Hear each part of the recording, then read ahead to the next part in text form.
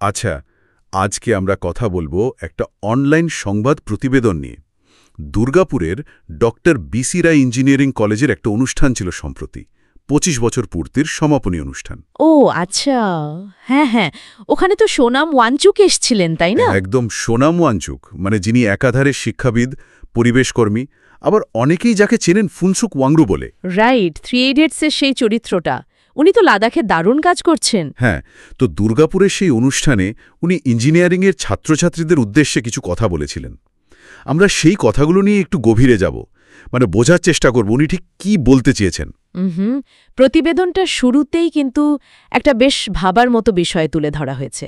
ওয়াংচুক তো প্রথমেই হিমালয়ের পরিবেশের কথা বলেছেন। হ্যাঁ, ওই যে বন্যা, ভূমিধস, এইসব কিছুর কথা। ঠিক, আর এর জন্য উনি কিন্তু দায়ী করেছেন অপরিকল্পিত উন্নয়নকে, মানে যেভাবে আমরা প্রকৃতির কথা না ভেবে কাজ করছি। মনে হচ্ছে পুরো আলোচনা সুরটাই উনি এখান থেকে বেঁধে দিয়েছেন, তাই না? একদম, মানে পরিবেশ আর ইঞ্জিনিয়ারিং এই দুটোকে উনি জুড়তে চেয়েছেন। আর সেই সূত্র ধরেই উনি প্রশ্ন তুলেছেন আমাদের শিক্ষার লক্ষ্য নিয়ে। কি রকম? উনি বলছেন যে ইঞ্জিনিয়ারিং পড়ার মানে শুধু একটা ভালো চাকরি পাওয়া নয়, আসল উদ্দেশ্য হওয়া উচিত দেশের যে সমস্যাগুলো আছে সেগুলোর সমাধান করা। ইন্টারেস্টিং, মানে প্রবলেম সলভিং অ্যাপ্রোচ। হ্যাঁ, উনি চাইছেন তরুণরা বিদেশে না ছুটে দেশে থেকে দেশের মানুষের জন্য কাজ করুক। আর যারা এটা করবে তাদেরকেই উনি বলছেন প্রকৃত হিরো। বেশ একটা অন্যরকম ভাবনা, তাই না? অবশ্যই, খুব শক্তিশালী একটা কথা। কারণ আজকাল তো বেশিরভাগই বাইরে যাওয়ার কথা ভাবে, কিন্তু উনি বলছেন দেশে থেকে দেশের জন্য কাজ করাটাই আসল হিরোইজম। আর এটা শুধু কথার কথা নয়, উনি কিন্তু কিছু প্রস্তাবও দিয়েছেন। যেমন ধরুন, উনি বলেছেন প্রত্যেক ছাত্রছাত্রীকে বছরে অন্তত 10টা গাছ লাগাতে হবে। শুধু লাগানো নয়, সেগুলোর যত্নও নিতে হবে।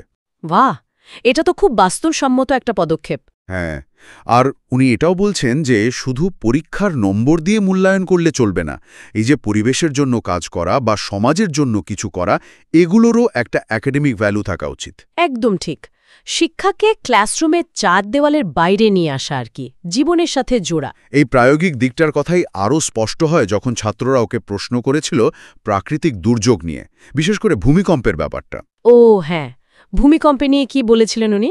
খুব সোজা সাপটা কথা। উনি বললেন মানুষ আসলে ভূমিকম্পে মরে না। মরে না তাহলে? মরে হচ্ছে ভুল ডিজাইনে বানানো দুর্বল কাঠামোর বাড়ি চাপা পড়ে। ও আচ্ছা, হ্যাঁ এটা তো সত্যি। তার মানে পুরো দায়িত্বটা ইঞ্জিনিয়ারদের উপর বর্তায়। ঠিক তাই, ইঞ্জিনিয়ারদের দায়িত্ব ভূমিকম্প সহনশীল বাড়ি তৈরি করা। এটা শুধু টেকনিক্যাল স্কিলের ব্যাপার না, একটা সামাজিক দায়িত্ব। একদম, একটা নৈতিক দায়বদ্ধতাও বলা যায়, কারণ তাদের কাজের ওপর মানুষের জীবন নির্ভর করছে। এই সচেতনতাটা খুব দরকারি, মানে প্রযুক্তি যেন মানুষের সুরক্ষার কাজে লাগে। আর এই দায়িত্ববোধটা শুধু ইঞ্জিনিয়ারদের নয়।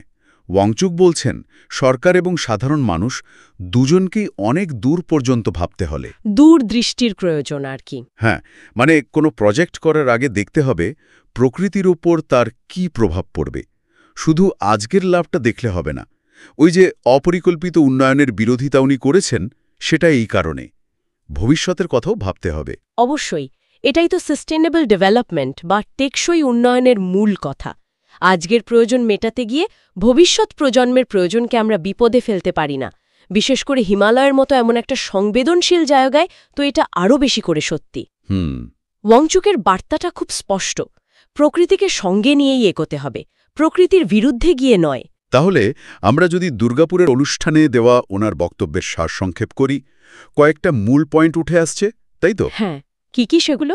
প্রথমত, শিক্ষাকে দেখতে হবে সমস্যার সমাধানের একটা উপায় হিসেবে, শুধু ডিগ্রি বা চাকরির জন্য নয়। দ্বিতীয়ত, পরিবেশ সুরক্ষা, এটা উন্নয়নের একটা অবিচ্ছেদ্য অংশ, আলাদা করে ভাবলে চলবে না। ঠিক।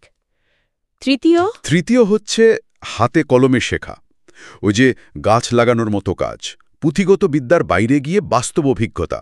আর চতুর্থ, ইঞ্জিনিয়ারদের একটা বিশেষ দায়িত্ব আছে, সামাজিক এবং নৈতিক দায়িত্ব ভবিষ্যৎ প্রজন্মের প্রতি। খুব সুন্দরভাবে গুছিয়ে বললে। এই ভাবনাগুলো নিঃসন্দেহে খুব জরুরি। তবে আলোচনার শেষে একটা প্রশ্ন বোধহয় রেখে যাওয়া যায়। কি প্রশ্ন? ওয়াংচুকের এই যে কথাগুলো, শিক্ষাকে বাস্তব সমস্যার সাথে জোড়া, পরিবেশকে গুরুত্ব দেওয়া, হাতে কলমে শেখা, এগুলো কি শুধু ইঞ্জিনিয়ারিংয়ের ছাত্রছাত্রীদের জন্য বা শুধু হিমালয়ের মতো অঞ্চলের জন্য? ভাবার মতো বিষয়। নাকি আমরা যেখানেই আছি, যে কাজই করি না কেন, আমাদের নিজেদের চারপাশের সমস্যা সমাধানে বা পরিবেশ নিয়ে আরেকটু সচেতন হতে এই একই ভাবনা, এই একই দর্শন কাজে লাগাতে পারি? এই প্রশ্নটা না হয় আমাদের শ্রোতাদের জন্য তোলা রইল। একে আমি অবশ্যই ভাবা উচিত।